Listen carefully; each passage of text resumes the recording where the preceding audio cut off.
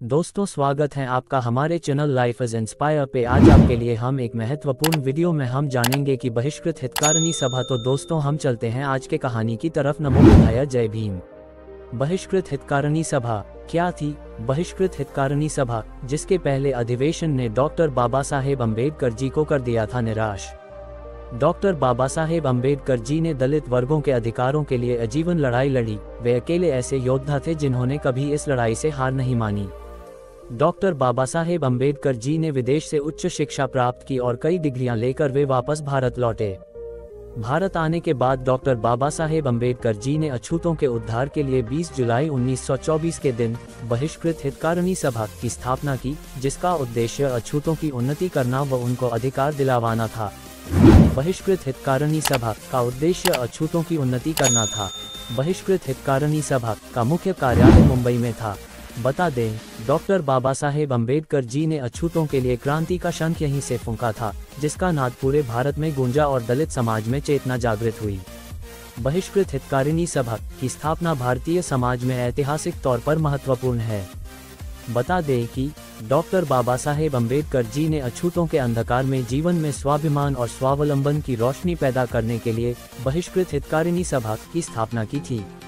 इसके बावजूद भी बहिष्कृत हितकारिणी सभा का प्रथम वार्षिक अधिवेशन तो निराशाजनक रहा था, लेकिन डॉक्टर बाबा साहेब अम्बेडकर जी इससे निराश नहीं हुए। उन्होंने गांव-गांव, शहर-शहर जाकर अपने तेजस्वी विचार और उपदेश फैलाए, जिसके बाद धीरे धीरे अछूतों में चेतना का संचार हुआ। बाबा साहब के तीखे भाषण सुनकर अछूत वर्ग जाग उठा।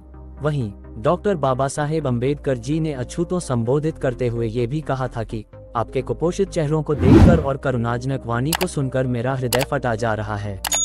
युगों तक आप गुलामी की खाई में सड़ते जा रहे हो, इसके बावजूद आपकी ये दशा भाग्य निर्मित है, ईश्वरी संकेत के अनुसार है। ऐसा कह के आपको शर्म नहीं आती?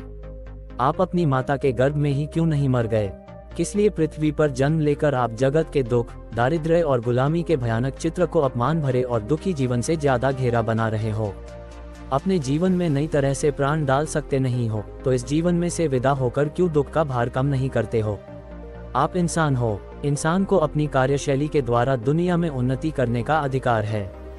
आप इस देश के रहने वाले हो, आपको रोटी, कपड़ा और मकान अन्य भारतीयों की तरह हासिल करने का जन्मसिद्ध अधिकार है। स्वाभिमानपूर्ण जीवन जीना हो तो स्वावलंबन ही उन्नति का मार्ग है, ये ध्यान में रखिए। डॉक्टर बाबा साहेब अम्बेडकर जी के सिवाय ऐसी वाणी में कौन बोल सकता था? लोग भाषण सुनकर जागृत होने लगे और जगह जगह सभाएं आयोजित करने लगे। बता दें, मानव अधिकारों की मांग को बुलंद बनाकर अछूतोद्धार आंदोलन को आगे बढ़ाने का श्रेय डॉक्टर बाबा साहेब अम्बेडकर जी को जाता है।